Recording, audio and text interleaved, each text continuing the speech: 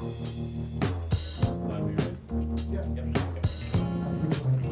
right, as we have many members of the community here tonight, recommendation that we take the presentation, then public comment, and then board discussion and any direction. Thinking probably this will culminate in a letter to the City Council, laying out our thinking on site use. The Council has asked us to consider making a determination of site use in advance of its October 16th meeting. So I think it's important for us to remember the genesis and rationale behind our search for a 10th site as we have our discussion and take potential action this evening regarding the use of the new school site. In 2012, the board faced many challenges with LASD's existing facilities. We had the immediate issue of student enrollment in excess of our optimal school capacity, which was a threat to our successful small school model. Our enrollment exceeded that of the 1970s when we as a school district had 12 sites. With 10 schools on 9 sites and enrollment growth that topped 5,000, including BCS, we started to consider options to address our immediate needs. Directly tied to our capacity challenges was our site sharing with Bullis Charter School, which was planning to grow to 900 students. Under Prop 39, BCS and LASD were meeting regularly to annually negotiate the facilities allocation, a process that was time-consuming, litigious, and divisive in our community. We were finally able to reach agreement with BCS on a longer-term agreement of 5 years in summer of 2014 to end the lawsuits and make facilities allocation a much easier process for all. Additionally, we faced projected enrollment growth in the longer term due to development in the Mountain View area north of El Camino in our district. Since we already had more students than we could accommodate at our campuses, we understood the challenges of property acquisition in an expensive real estate market where land was scarce. We knew we needed to begin a process immediately. The board's goals were simple and clear: protect our successful academic model for all students. Any solution should preserve our small schools that are a primary reason for strong student achievement. We also want to ensure that all students have the same access to top quality educational programming and safe, clean schools. Equally as important was to find a solution that would be optimal for our diverse community of 3 major cities, Los Altos, Hills, and Mountain View, and the complexities of a growing charter school. I want to remind you also of the 2012 criteria the Board of Trustees outlined for the first step in our process to seek a solution for our student enrollment and site sharing challenges. The Superintendent's Enrollment Growth Task Force, the Committee of Local Residents, parents of LASD and BCS, and school staff requested a set of criteria from the board with which to analyze and recommend solutions. It's important to look back at these goals as we make decisions about our direction with the 10th site and our goal to find a long-term solution to house BCS. I also want to reiterate the approach the board has taken to soliciting community input and collaborating with other local governments to achieve a solution. Inherent in this approach was an evolution as we gathered facts, engaged the community, and broadened public input over time. Through a transparent, inclusive, multi-year process, we have analyzed data, provided forums for public input, and assembled committees and task forces of diverse constituents to ensure our decision is founded in what the public desires from our schools. Here's just a brief description of the highlights of the process. For those of you who are interested in more detail, please refer to our September 24 board discussion on this issue, where we thoroughly spelled out the activities and conclusions of every public forum. The key here is that the optimal solution has evolved over time given the shifting landscape and facts. First, the Superintendent's Enrollment Growth Task Force provided its recommendation, but without any financial constraints placed on them for funding the solution. The FMPC, with more information based on the district's ability to fund a solution through a bond measure, reached its conclusion based on the fact we could realistically only afford 1 new school site. Finally, this once-in-a-lifetime opportunity we now have to collaborate with the City of Mountain View to secure a 10th site presented new considerations. The city has been an amazing partner and come up with a plan to generously allow the transfer of development rights, which will bring down the purchase price of the identified property at California and Showers Showers Drive by tens of millions of dollars. Additionally, to build a community park adjacent to the school, the city will be contributing up to $23 million to the site purchase. The city has voiced a preference that we use this site as a neighborhood school and asked us to make a determination about how we will use the site now and into the future. Randy, do you want to pick up? Yeah. I'll be happy to click for you.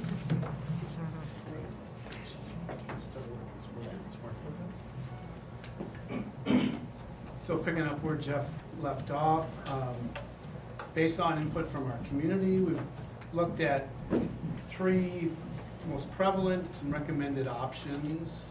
You can see them there, placing the charter school at the 10th site, having a neighborhood school at the 10th site, or not having a 10th site and reconfigure existing schools or sites. In our last board meeting, which was September 24th, the board indicated a preference to acquire a 10th site. Therefore, that leaves us basically with 2 major options here. Community-driven choices, place BCS at the 10th site, or create some kind of neighborhood school on the 10th site. There you go. So also at the last meeting, and just a reminder, well, get to that at the end, I guess.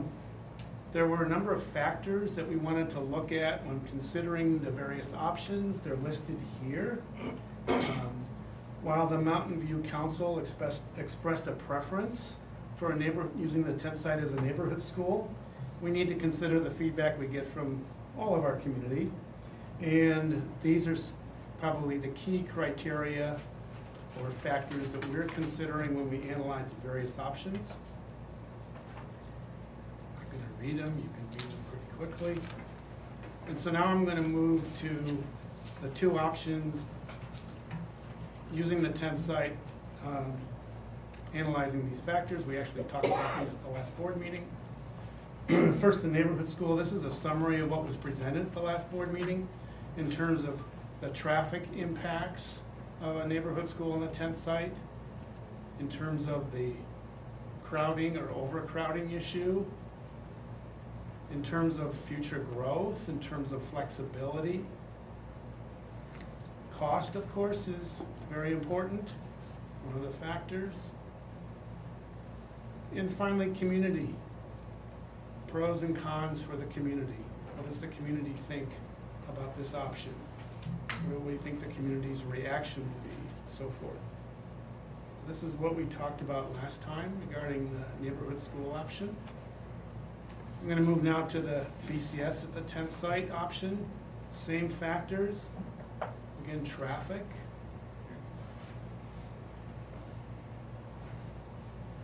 Overcrowding. And it's not just at the 10th site, it relates to the whole district, right? The whole community. Traffic impacts, various places, overcrowding impacts, flexibility and costs.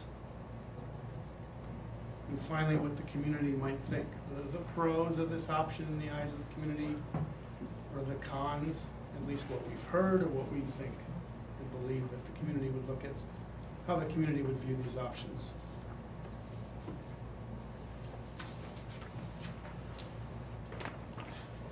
So where are we? So next steps, we have an October 16th date with the Mountain View City Council. Okay, so they've requested a meeting to determine, they've requested that we determine in advance of that meeting how we think we should best use that site, because they're making a decision regarding what Jeff alluded to was $23 million as a park in lieu contribution towards the acquisition of the site. The $23 million would be used essentially to help pay for the 4+ acres of open space on a school site.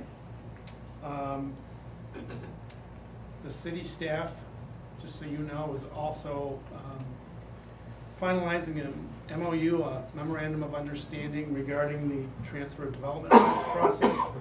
Jeff alluded to that. That would help offset the price of the acquisition by just about $80 million. So the city's asked us to present our plans for site use on the October 16th meeting. So we're asking tonight for you, board, to discuss, your thoughts on this topic, so we can prepare a letter to send to the council regarding your views. I will remind the board that we're simultaneously working on getting close to a deal on the acquisition of the property by Federal, the owner of the property, pending whatever happens on October 16th with the council. Once we finalize that purchase, we will begin the CEQA process, the environmental impact process. That'll help study the various impacts of using the land for whatever we decide to use it for. So we're getting close to the end. Just want to remind everyone that there's a lot of steps involved in this whole process. This isn't, there aren't dates here. This is more about chronology, but not dates, right? So things that happen, one thing has to happen before another thing. And so we are right about here in the middle. We have a long ways to go still before even school would open.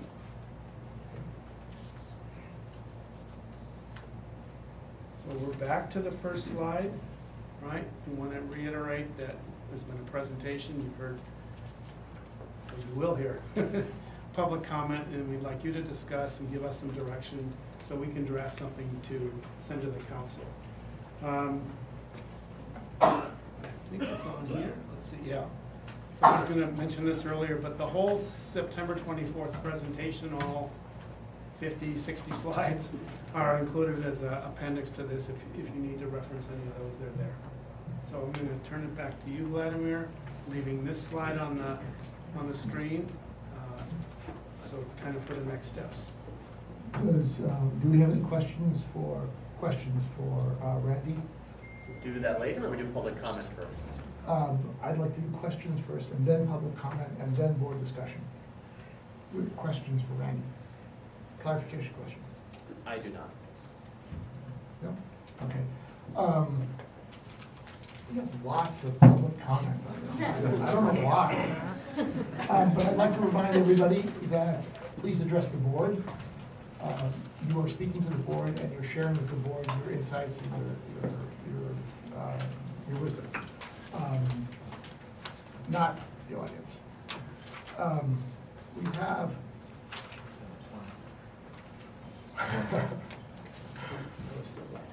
all right, how about 15 minutes each? 2 minutes each? Second thoughts? We should do 2 minutes each. All right. Laura Texler, Sharon Clay, and Liping Zhu. Please. Oh, yes, one final thing is if you agree with somebody else said, please just say that and we can move on. Great. You get this in 2 minutes. I'm Laura Texler. I'm a former Almond and Egan parent, and I'm here just as an individual and a community member. I first wanted to say thank you very much to the board and to Jeff in particular for making this happen, giving us this option of a new tent site. I am amazed at the amount of work and the collaboration that had to go into it. So thank you for having this even on the table. That said, I believe that the tent site should be a neighborhood school. We've talked about that's the model that is so successful in LASD, and I see no reason that the North El Camino neighborhood should not have that same opportunity. I think that because of the long timeline that we know we have the time to implement that in a fashion that everyone, whatever changes need to be made in district boundaries in order to make that happen, we can do that in a thoughtful fashion. And also for the traffic and safety, it makes no sense to me to have hundreds of children that are already there and even more that will be there crossing El Camino and continuing to come to Covington, Almond, and Santa Rita. So for those reasons, I believe it should be a neighborhood school. And as far as the concern about the demographic, if it is a neighborhood school, I do believe also that that will change as the new developments come in, and that will be less and less of a concern in terms of lower socioeconomic population in that school. That, of course, still leaves the question of where does BCS go? I also believe that putting BCS there is a short-term solution, and they will again end up being split. So it's might be an easy thing to start with, but it won't solve the problem in the long term. Thank you. Thank you. Sharon Flood? Thank you. Hi, I'm Sharon Clay, a parent at Covington and Egan, and I'm very excited that you're moving ahead on a 10th site after all this time. Our reasons for needing it have not changed. Our schools were not built to handle the current capacity of students that they have right now. We cannot possibly reconfigure properly all those schools. It's much more than just rebuilding portables. And if there's one thing we've certainly also learned over the last decades is that populations go up, it goes down, and then it goes back up again even more. So without any doubt, we really do need to close on this 10th site. This 10th site is better than any site we could have possibly imagined. And so naturally, there are always concerns about site use. The one thing I would encourage you is that, as Brian said earlier, it takes a lot of time to figure out the ideal use of a site. And so I would ask that you not be rushed into site use. If you are clear, then go ahead. But if you are not clear and feel like you need more time for community input, do not be rushed. When you buy a house that needs a remodel, you do not have the architect plans and permits done before you buy the site. This is the best site we could ever imagine. Close the site. The one thing I ask is that LASD retain control now and into the future completely over site use, because we cannot control many factors, let alone predict them. So we must have our elected board that is responsible for educating the students, control how that site is used now and into the future for the best education in the district. Thank you. Thank you. Hi. Good evening. First of all, I'd like to say all students will build the future of our community together. There's no these students versus those students. They're all our children. I have recently listened to our board members carefully.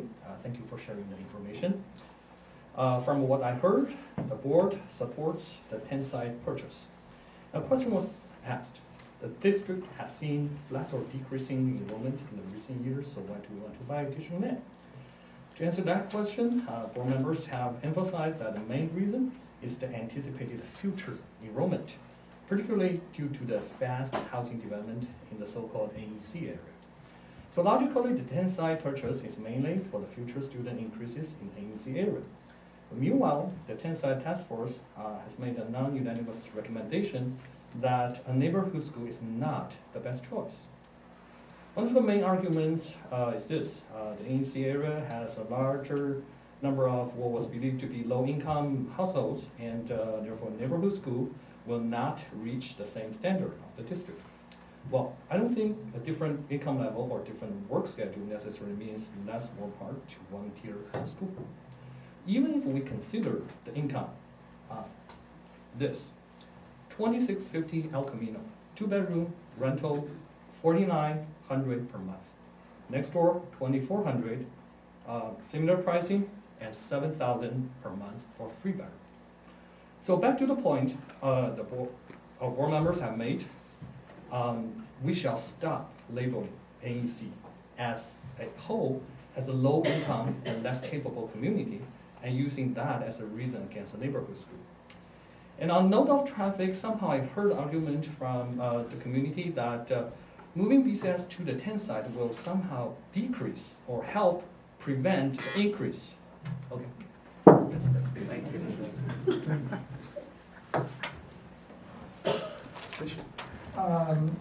Sangum Desai, Tara Williamson, and Charles Brancy.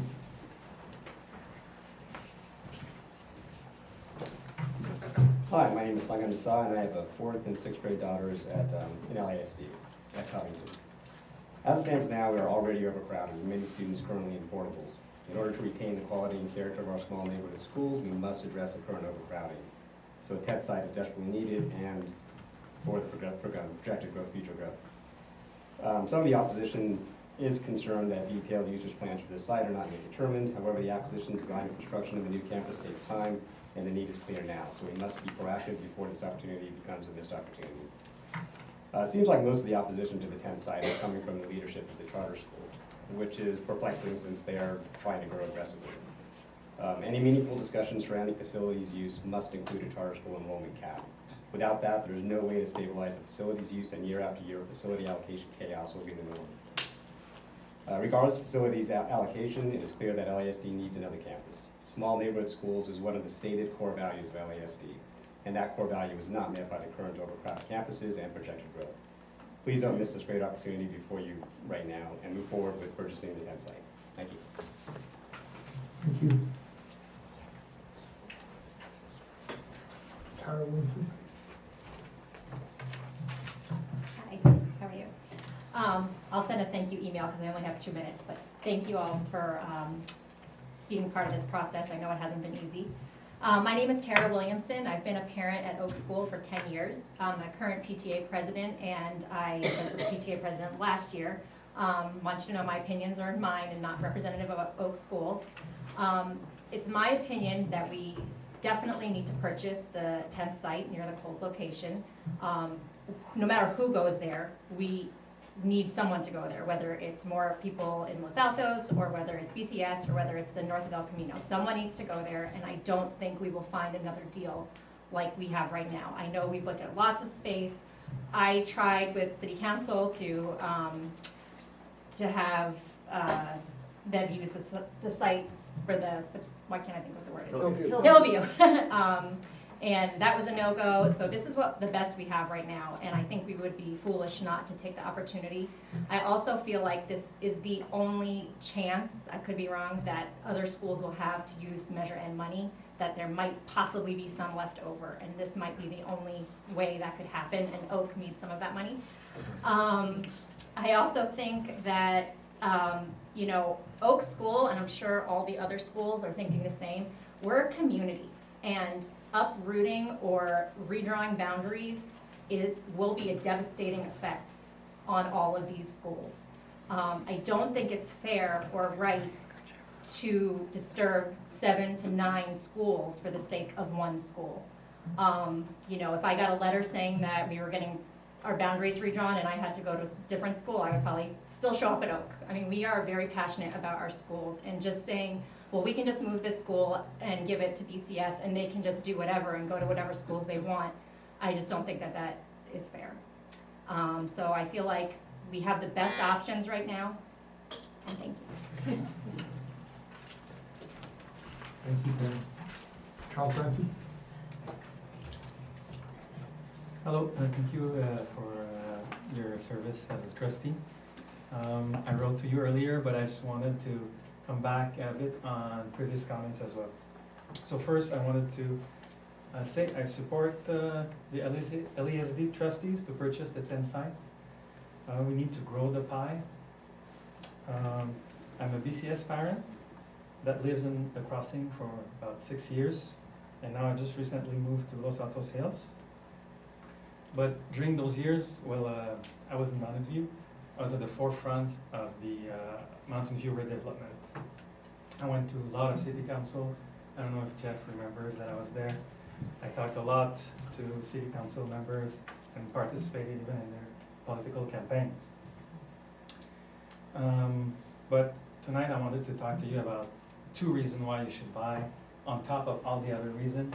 One is that I think the board said that there was already 1,500 development already in the pipeline, about 1,500 units.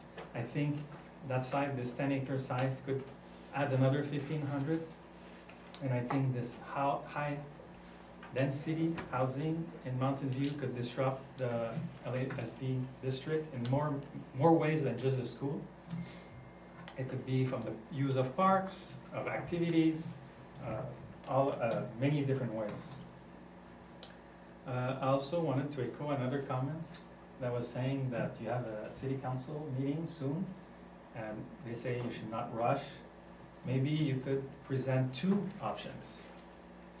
You know, don't have to decide a single option. Maybe present 2. One what would it look if it was BCS? What would it look if we tweak a little bit what we have and maybe some kind of agreement? So one, it gives you still ways to negotiate with BCS. Thank you.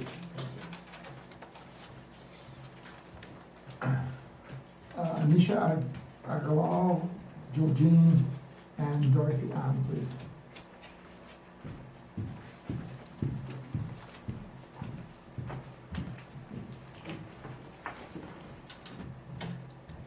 So I have a couple of comments on the 10 site. It sounds like a lot of people are supporting it for a neighborhood school, or even if it's BCS, we also want to maintain that kind of character. Perhaps I'm missing something, because to me, it clearly seems like a commercial property with lots of concerns for traffic, as well as for crime and safety and security. So I'm not getting the neighborhoody feel, but perhaps based on economics and whatever's a reality, that it is the best option. That's a possibility. Nonetheless, I think one of the concerns that has been surfaced, which I seem to be also feeling the concern for, is how can we make a real estate agreement without having more definitive plans for a site? That's a concern that, I would think that the board would want to address before the actual vote on the purchase is done. Secondly, some of the things that I don't understand are the process. Perhaps some of this is disclosed, but I have not heard that information. As to if Mountain View is going to contribute some funds for this, who would actually own? Is the ownership going to be entirely LSD, or is it going to be partly by Mountain View? Who would actually ensure the security at the schools, right? And who would be taking care of the maintenance of all those areas? These processes, these kinds of questions, I feel would be important to be disclosed prior to any vote on the actual purchase, although it sounds like the ship is on its way to be sailed. The other question I had, and I did see in the presentation that alternatives to the measure funds were considered, but I feel like I haven't seen the details, and perhaps I just haven't had access to that, or have just because of the newness of me getting informed. But I think the community deserves to see what are the possible best ways to use the measure and funds. Is this really the best way to go? Is to set up, let's say, BCS, because that's the recommendation from the 10-site committee, or is there a better use to improve the current facilities and to try to accommodate the rate and that the growth is taking place at LASD? Those are my comments. Thank you. Jill? So I too have a lot of questions about what is the best plan using existing land. And based on the experience on the 10th site, I'm concerned because LASD routinely had said they didn't want to operate a neighborhood school at that site. And I think we've heard from BCS say that that site's not going to be appropriate for the program. So if this land is so cheap, but nobody wants it, why would you buy it? Because it just seems like a waste of money. I agree, it is a retail space. It is not a safe place for children. And if you look at your own demographer's data through 2022, you'll see that your enrollment is going to go down 800 students. If you go to the middle school model, that's another 600 students that get pulled out of the elementary schools over to the junior highs. That doesn't include any of the enrollment that might switch from LASD if BCS grows over to BCS. At your current school populations of between 300 students and 400 students, that's like 4 whole schools. We don't have a campus problem, you have an enrollment problem. And we need to look at the best way to use existing land to accommodate our students. Every campus has safety issues, they need seismic repairs. Oak needs a new multi to fit the entire campus. Santa Rita needs a music room. All of these repairs need to be done today for students that are enrolled today. Facilities planning is not a field of dream activity where if we build it, they will come. That does not happen. These are kids that are here today whose facility needs are not being met. And that is at your feet. Thank you.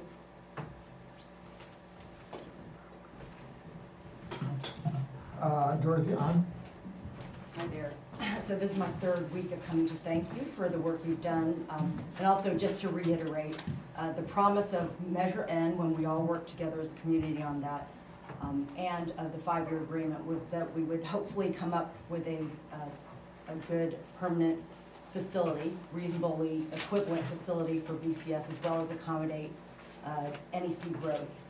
However, this 9.5 acre site does not seem to be sufficient for a 900 to 1,200 student school. So I don't understand how it could satisfy that aspect, primary objective of Measure N, or if it's for that, then what about the neighborhood school and the growth in NEC? So I'd really like to hear a good answer that kind of resolves that problem. The other thing is that Measure N was specifically meant to accommodate growth now, not in 10 to 20 years. And so we do need to focus on, what is going on now. My hope had been that the past 5 years we would have made more progress on addressing that. But here we are now. One last point I want to make is that there's a lot of there are a number of comments tonight and last week about closing neighborhood schools and, sometimes saying that the charter school is forcing the closure of neighborhood schools or advocating for that. That is not the case at all. So I wish that, we could all agree that that is not what this is about at all, anyone's objective here. Also, redrawing school boundaries is not akin to shutting a neighborhood school. It's a normal process in school districts across the country. And LASD last did it in 2007. And if you look at how the school districts, the school boundaries are drawn today, there are a lot of people who do not go to their closest school. So anyway, thank you. Please continue the good cooperation.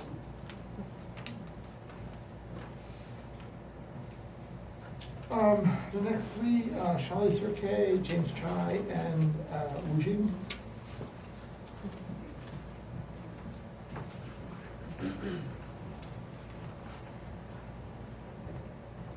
Good evening.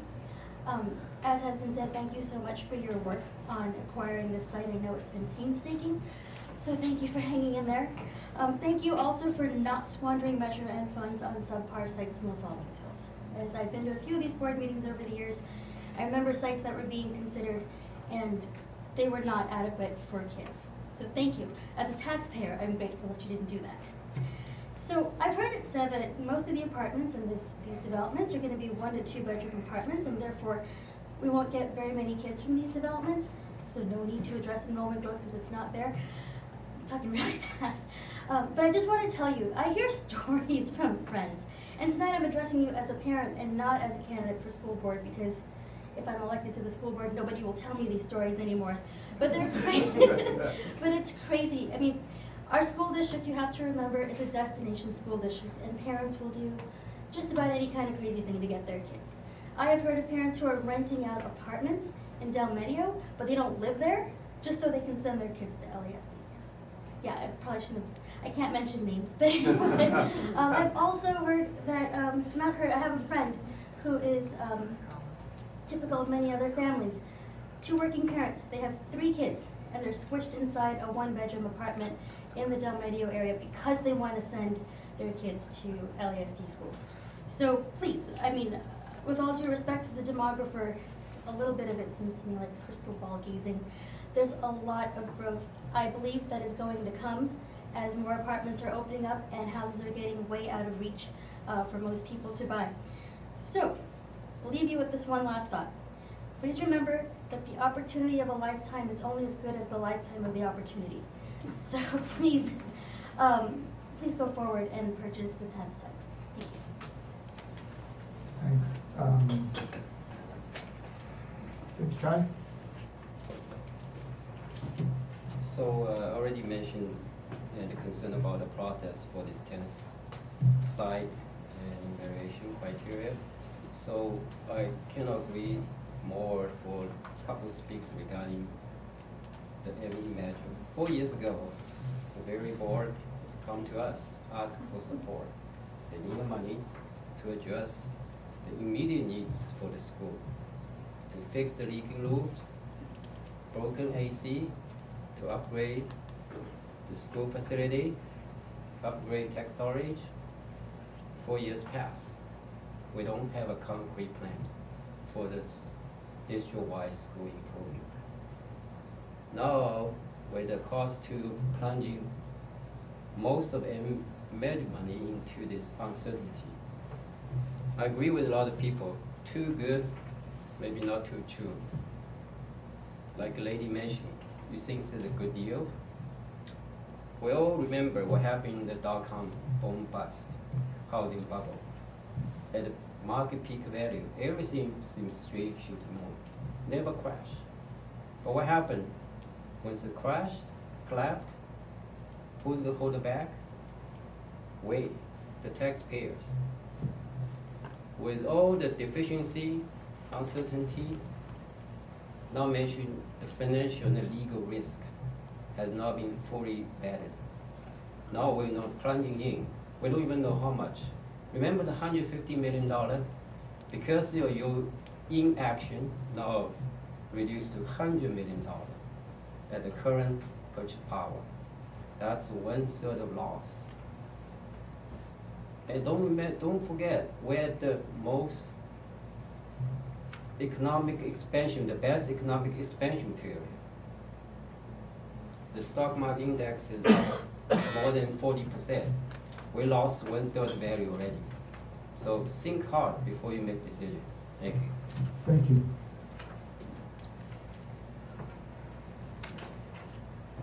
Rudy?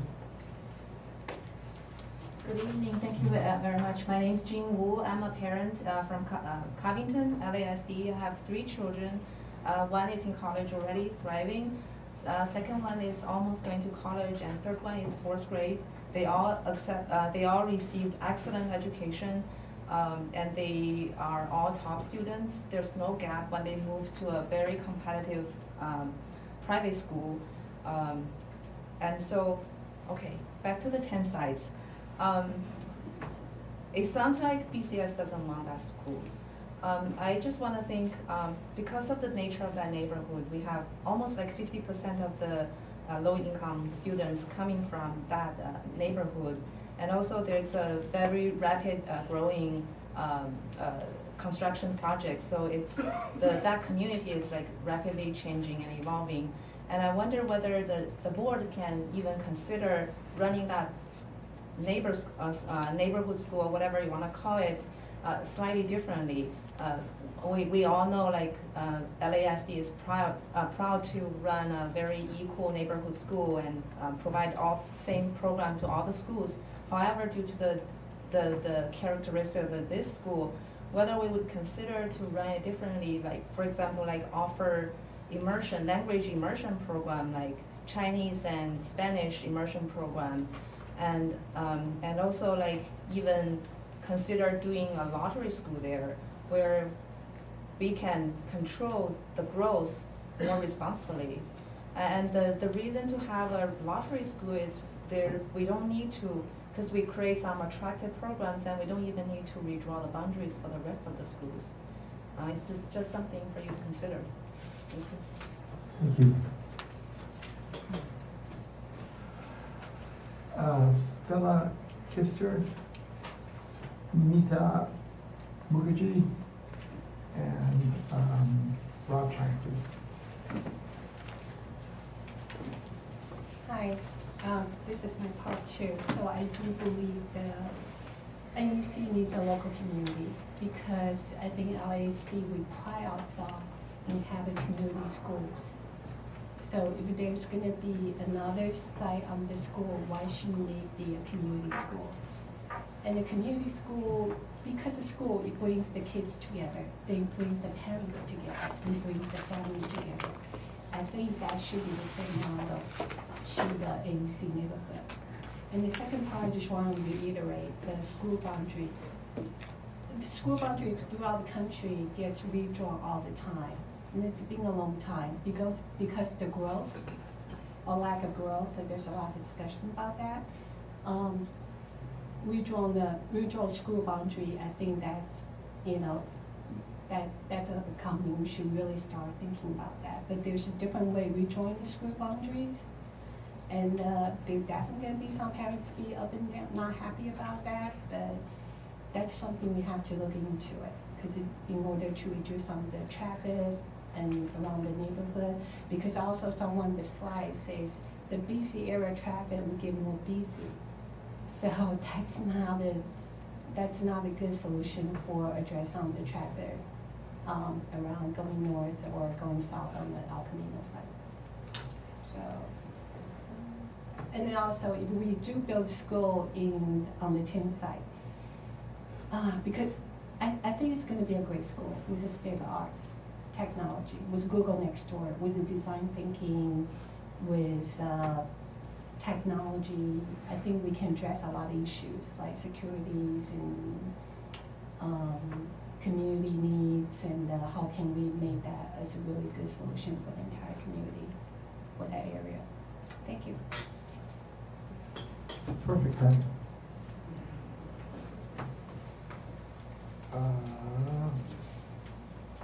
Nita? Please, when the last person finishes, you're free to come up and. Okay, sorry, I wasn't and, sure. I'm a BCS parent with a 7th grader. My name is Nita Mukherjee.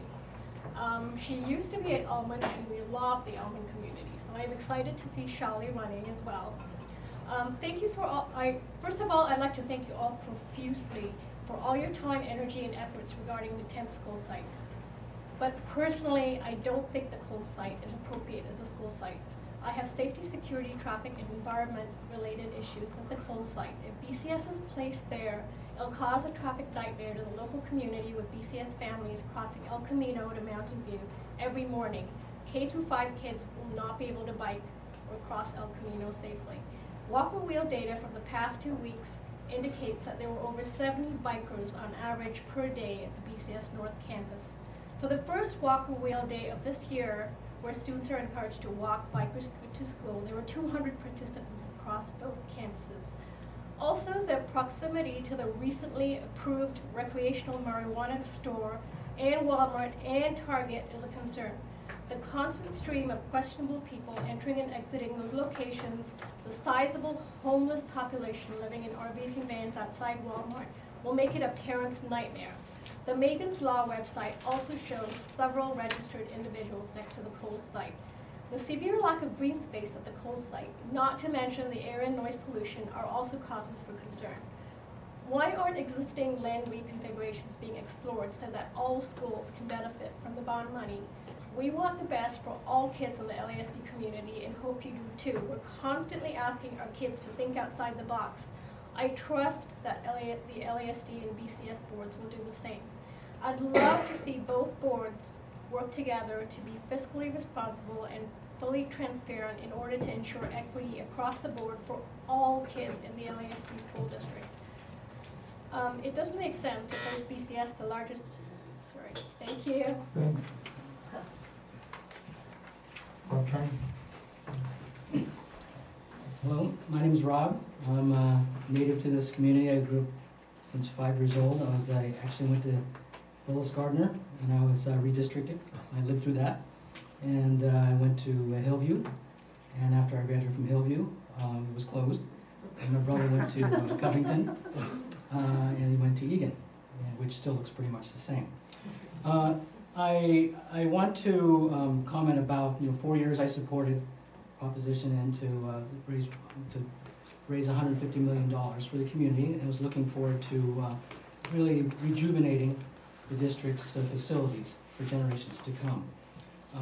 I commend the board for all the hard work and really putting together a innovative financial package, which I think is you don't see very often, and it's a good example of working with the local communities and others to really work something out. However, I think there's a lot more work to be done in really deciding on what to do with this property if you move forward. From everything I've heard, as well as everything I've read so far, a lot of the comments about what to put in that location seem somewhat premature or somewhat on outdated presumptions. And so I urge the board, now that we're talking with Bullis, to really engage and look deeply at some of these hard decisions, which will, I think, involve redistricting and other hard decisions about our schools. I myself, I'm a parent of twins at BCS, and I have a nephew at Almond. So I have a definite interest in the whole community here. So again, I'm encouraged that over the past few weeks, there's been dialogue, much more than I've seen before, between the boards in a public fashion, and I look forward to the boards working together and engaging the community in a really hard decision. Thank you.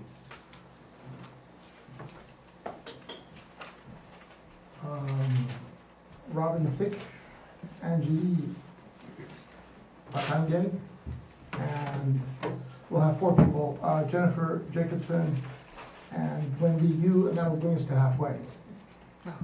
No, I'm kidding. That's the end. So good evening. I just want to say thank you for all the hard work you guys have been doing. My kid used to go to St. Rita School. In fact, Mr. Brian Johnson and my daughter used to attend first grade together at St. Rita School. Right now my kids go to BCS. 4 years ago when I saw Measure N, I voted yes. Because I live really close to Santa Rita. In my neighborhood there are 3 schools, Egan, BCS, and Santa Rita. The morning traffic is just terrible. I voted for BCN because I want to have improvement for traffic issues surrounding the school. But you know, a lot of the focus that I've been seeing, you know, right now is trying to use the money raised by Measure N to resolve their conflict or issue with BCS.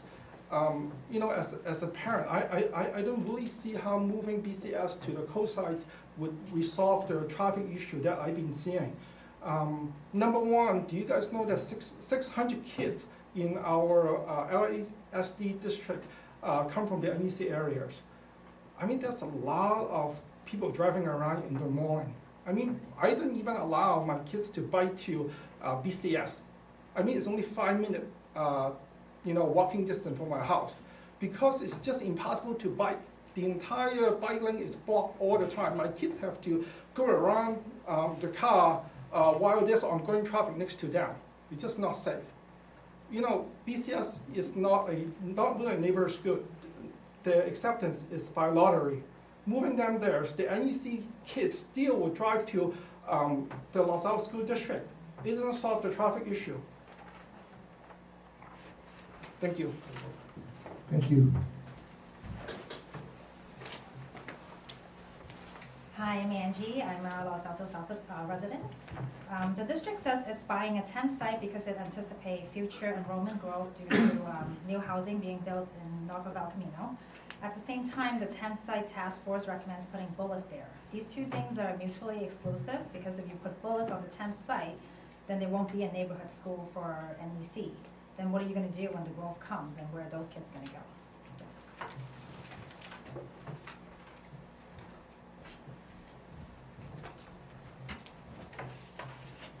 Hi, I'm glad we're halfway through, so thanks for that. Jennifer Jacobson, I'm a parent of kids who've gone to Covington, Bullis Charter School, and Egan.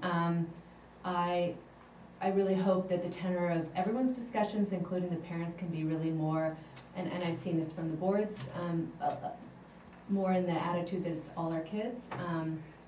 But I think what I heard today was that you're interested in the best education for all students. You don't want to disrupt a model that's working, which is what you'd said last week, Brian, and that you want to minimize the disruption for all students, and then you also want to be transparent and open throughout the process. So it sounds like if those are the goals, then if you're going to do a 10th site, then following a neighborhood school would fit those the best.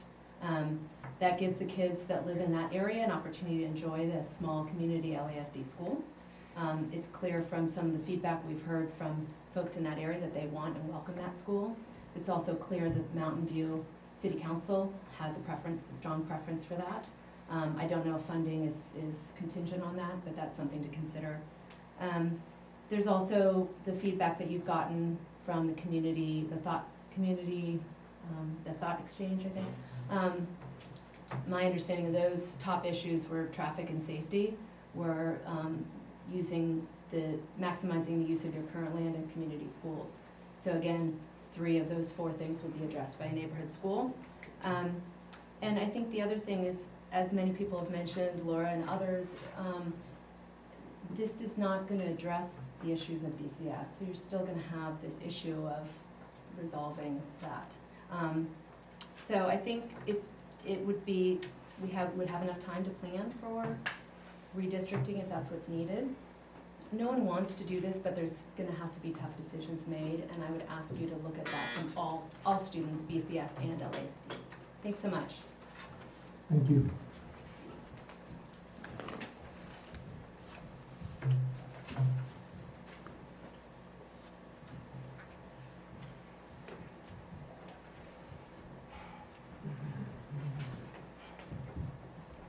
Hi, I have been a resident of LASD district for 16 years. By the way, on behalf of my old neighbors at the crossings and Old Mill, please stop calling them low income. They are really irritated by this label. And my Pokemon Go friends at the Carmel Village reminds me that their monthly rent is at least $2,000 higher than many of our mortgages. So please. I used to be a strong supporter of a neighborhood school. However, a bomb dropped last week that changed my decision. Last Tuesday, the City of Mountain View Council has approved marijuana retail store to be open at the San Antonio Shopping Center where the proposed 10th LASD school is located. You heard me right. A very disappointing decision despite strong opposition from the community with more than 900 signatures signed in petition. No one with the right mind will allow an elementary school to be built within walking distance from a marijuana retail store. I'm no exception. Sales of marijuana is currently illegal in the city of Los Altos, Palo Alto, Menlo Park, Sunnyvale, and Cupertino. As you can imagine, Mountain View will certainly become a magnet for recreational marijuana. I understand the revenue impact to City of Mountain View is very lucrative, but I cannot let that happen at the expense of our children. If having marijuana store within walking distance from our school is not enough to disturb you, think about the proposed 2-acre park adjacent to the school. That sounds like a very convenient location for buyers of marijuana to just walk over and enjoy the newly purchased marijuana. Other than frightening our children with the potential inappropriate behaviors displayed by these marijuana consumers, I'm also concerned about the harmful effect of marijuana smoke exposure to young children. Mr. and Mrs. Board members, we are not ready for the new can of worms the marijuana retail stores will bring. This is a disaster waiting to be happen. I therefore give my utmost objection against the purchase of the Kohls site at the San Antonio Shopping Center for LASD. Thank you. Thank you. We come to the end of public comment, and it's now time for the board to deliberate. Does anybody want to start?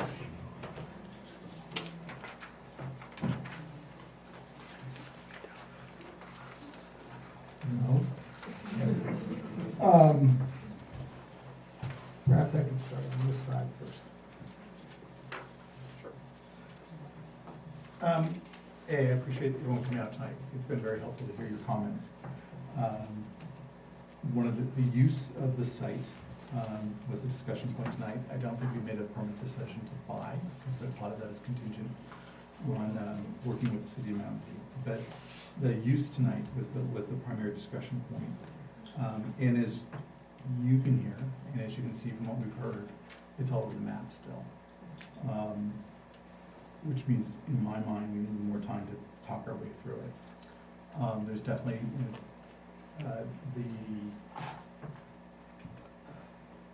some of the growth projections that we heard earlier from BCS to be factored in more accurately in our projections and how we plan to use sites. The redistricting would take a couple of years to achieve. We can't just do that in a short period of time. For all those reasons, I think we're going to have to continue this conversation with a lot more input to make it feasible and thoughtful. I know it feels like we're dragging our feet and it's moving slow. As one gentleman referenced, the deal that we put together is unique, and it's continuing to be unique and trying to pull it off.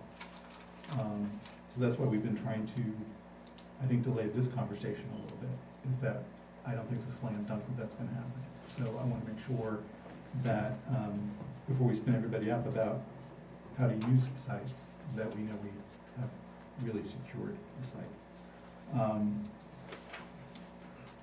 I think that's kind of as far as I can take it at the moment. I've got more thoughts, but I'll keep thinking. Sure. So preliminarily, I think as was mentioned during the presentation, we've had questions from Mountain View City Council members about how we were going to use the site, and the desire expressed that we could come and basically put together a plan when we come before them on October 16th. And I think we've been trying to do that, and it's been really hard for a lot of the reasons that people have talked about tonight. I think that at a high level, I personally have sort of the same vision as a lot of the people here and a lot of people I've talked to, which is to use this unique opportunity to build an incredible community resource, including both a school and a park and lots of other facilities, to serve that local neighborhood. And I think we sort of all agree on that. Where we get stuck is exactly what that means, on what time frame, what years. Things take time, enrollments change over time. And so it's been quite difficult to come up with a specific plan. And, you know, talk to 5 people and you'll get sort of 6 opinions. We've been talking to a lot of the families in Santa Rita that live on the north side of El Camino, the ones at Almond, the ones at Covington, and they've got a lot of different opinions that sometimes correlate with what grade their child is in now, or what grade the child will be in, or personal preferences as far as transportation. One of the things that's become clear is that San Antonio is not any easier to cross than El Camino, and so there's a lot of families that would actually prefer to go to Santa Rita because once you get across Santa Rita, Los Altos Avenue is a little more quiet than California, so they see that as more tractable. Some people, of course, have the opposite opinion. And the other thing is that as we try to put all of that together and think about how we would draw attendance boundaries, you know, that's a process that usually happens about a year before the doors will open. And we're several years before doors opening. So that starts to feel a little bit premature as well. So, you know, I am, again, thank you to the BCS board members for being here. It also seems like we've got a lot of potential for collaboration there. And those are discussions that we haven't necessarily had yet as far as better understanding what their plans are, what their needs are. So this is all to say that coming up with a specific plan or even detailed recommendation about how we use the site, to me, seems quite difficult tonight. And, you know, I also think that we should work together.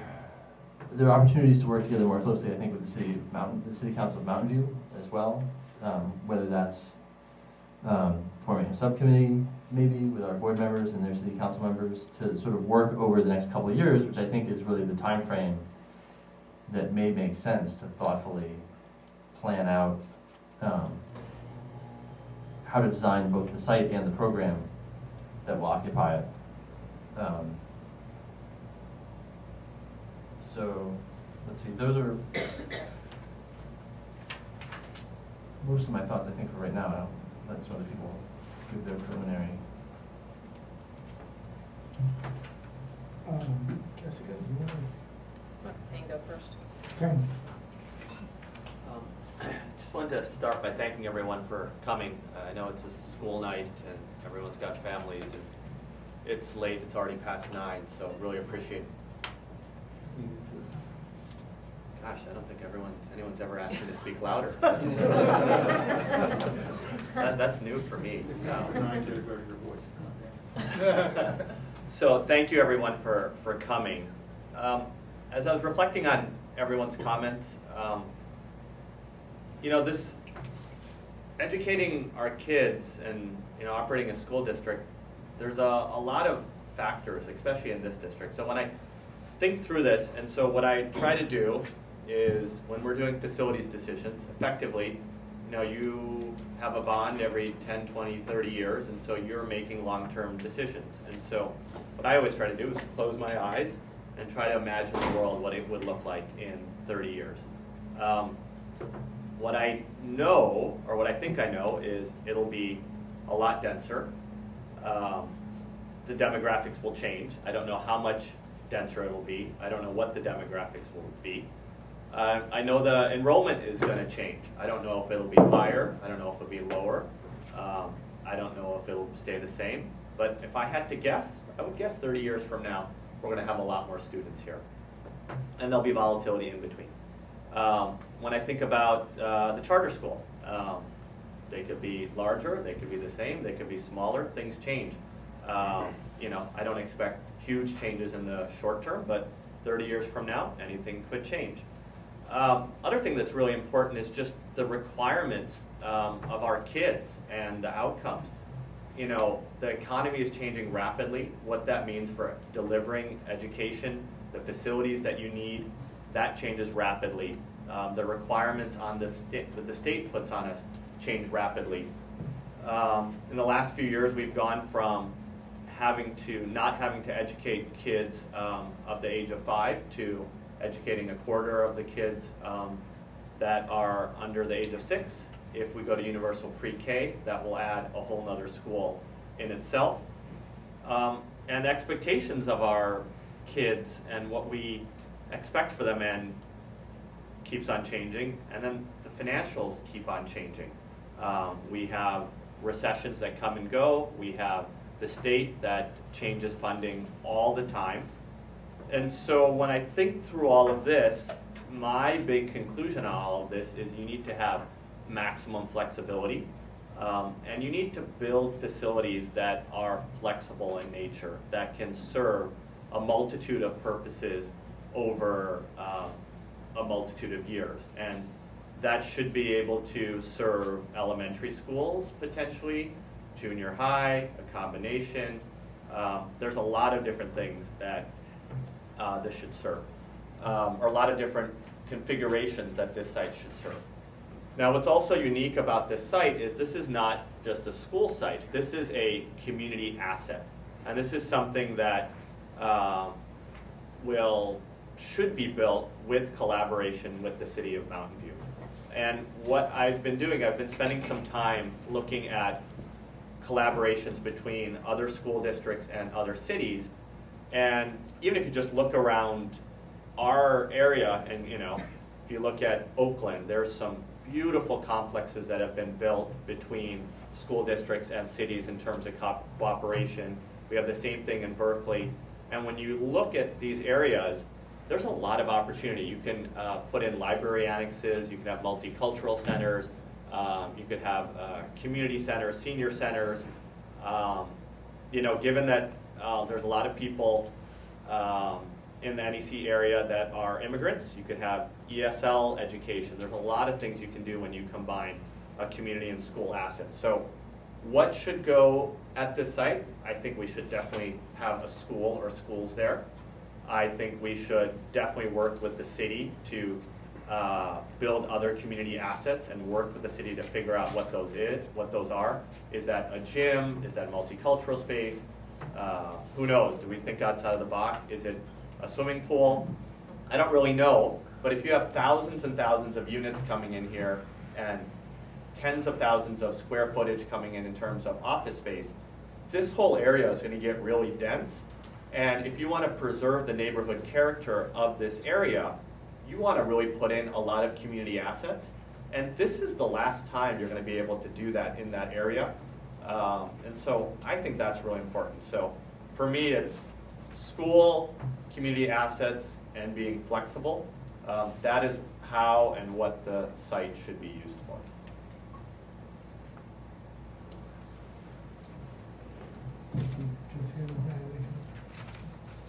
Really, just a lot of dittos. You know, really, this is an opportunity of a lifetime. So I would like us to be able to move forward with it, but we absolutely need to be flexible.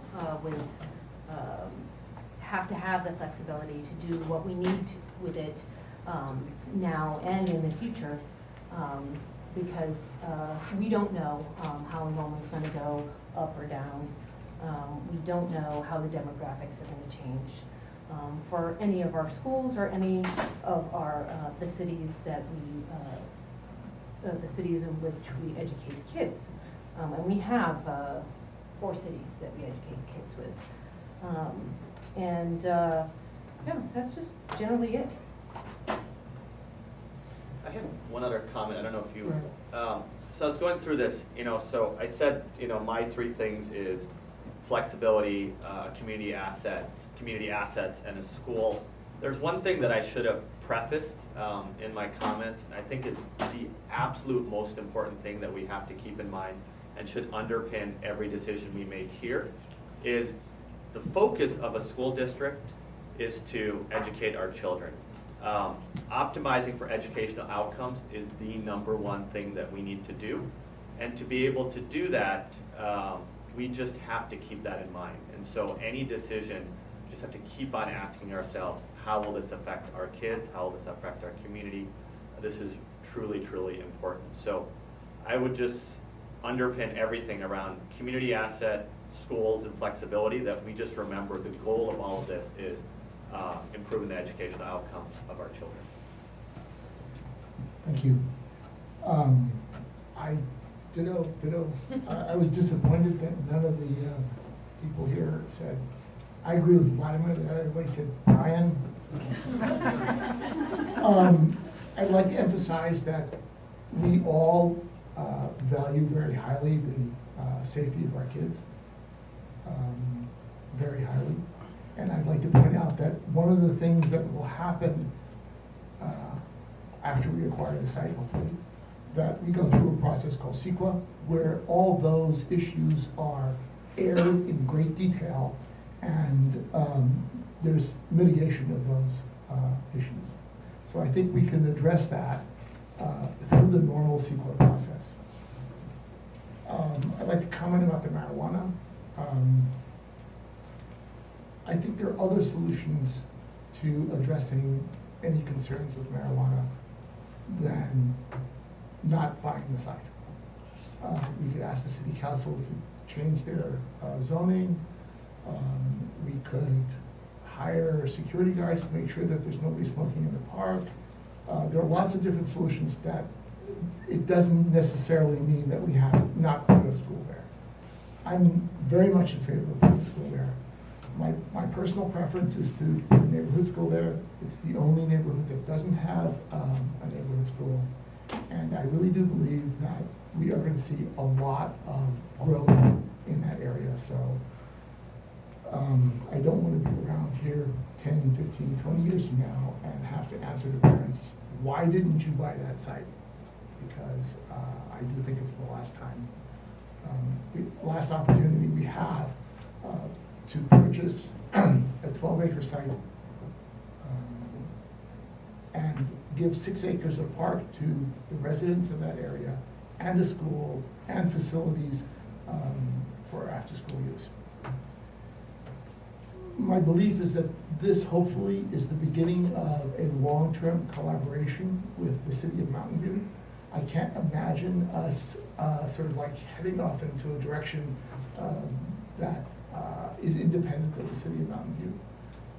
So I look forward to conferring and meeting with them on how we use that site and what goes there and what the design of those buildings are, etc.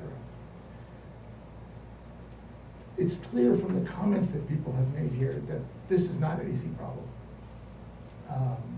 It's a hard problem, and there are lots and lots and lots of different factors that have to be considered. And I think one of the reasons why it's taken us 4 years since the start of the bond is because it is a hard problem. The first problem we had to overcome was we couldn't find a site that was suitable. We looked at 2 dozen sites probably, seriously, and we only really considered about 4 of them. This is clearly the best of any site that we've ever seen there. As Sang said, our focus is on educational outcomes, and that means that we need to have our board plus future boards need to have the flexibility to do what's right in terms of educational outcomes. And that's very important for us.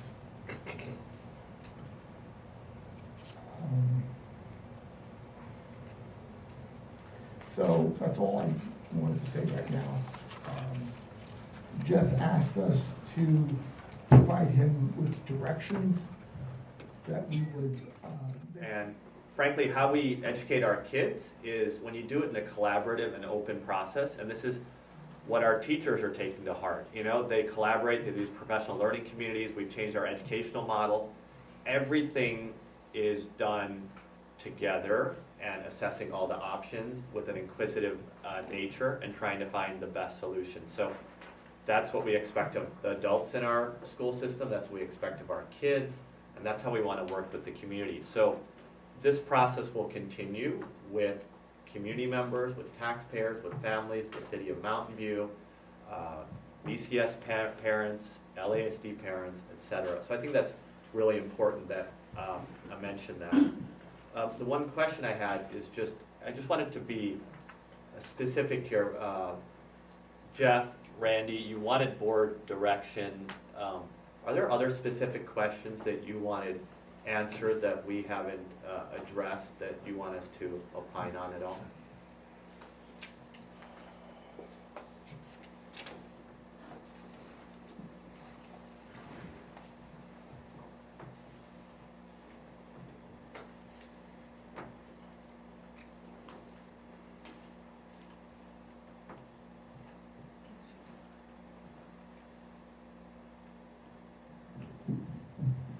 No, I think we have plenty.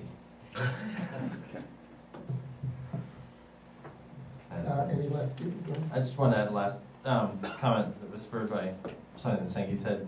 So I've had a bunch of people ask me recently, sort of, you know, can't you just say that we're not going to put BCS there, or that it will be a neighborhood school, or make some sort of vague sounding high-level promise just to move the process along? And I think, you know, one of the things that we try to teach our kids is that in good relationships, it's really important to take your commitments very seriously.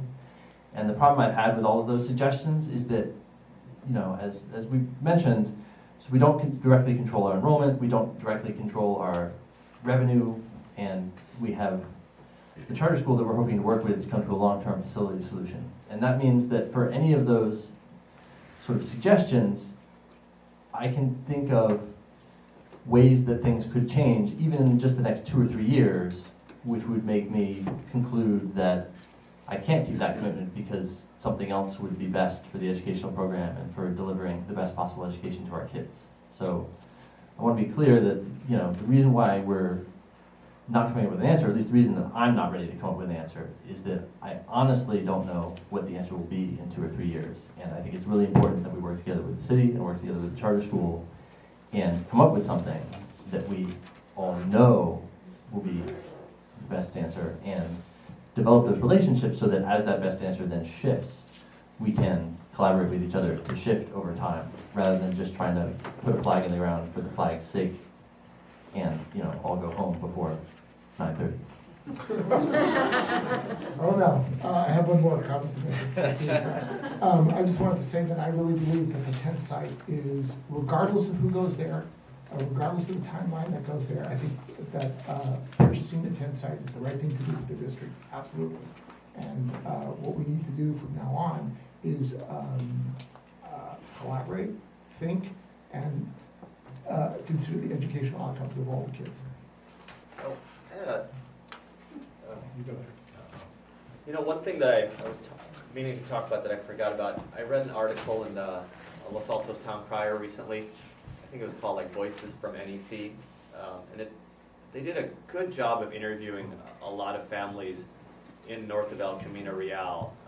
And the last time I had done that is when I ran for school board, and I walked every single block in north of El Camino Real. I walked all through the crossings, every single door in the crossings. I went through every single complex at Old Mill. I walked every single block in Del Medio.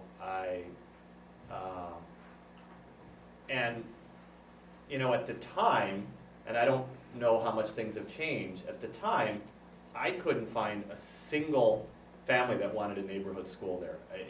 I was quite surprised. I assumed everyone wanted a neighborhood school. And then I started going to a ton of Santa Rita block parties and a lot of Almond block parties and a lot of Covington block parties. And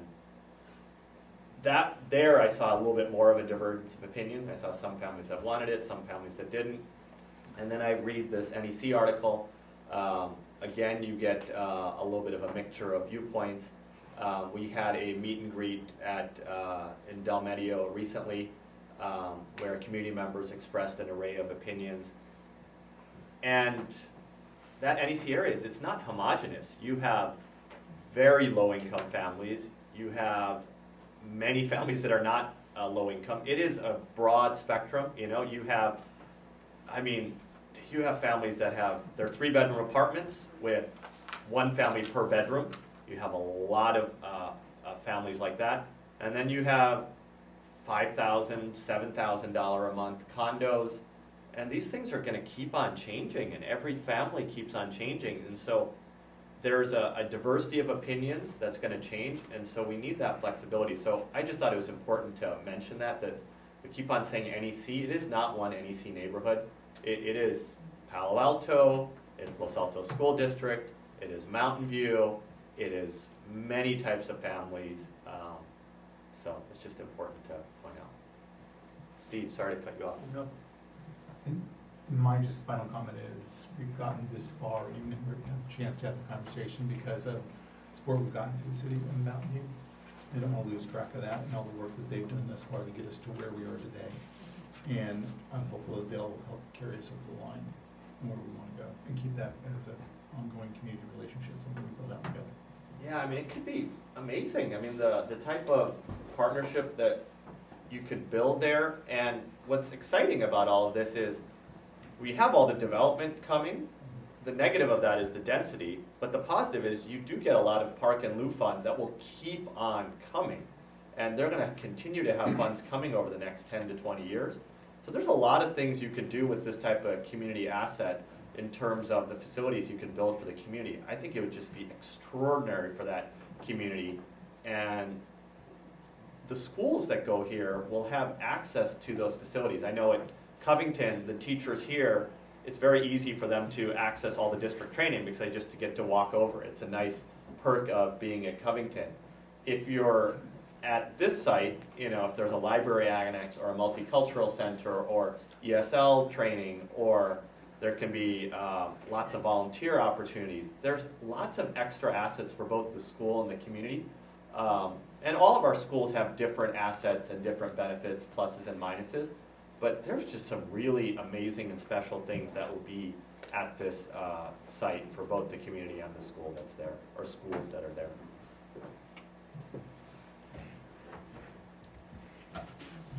So thank you all. Thank you, board members, for speaking. Thank you, community members, for expressing your opinion. I remind everybody that our email address is trustees@lasdschools.org.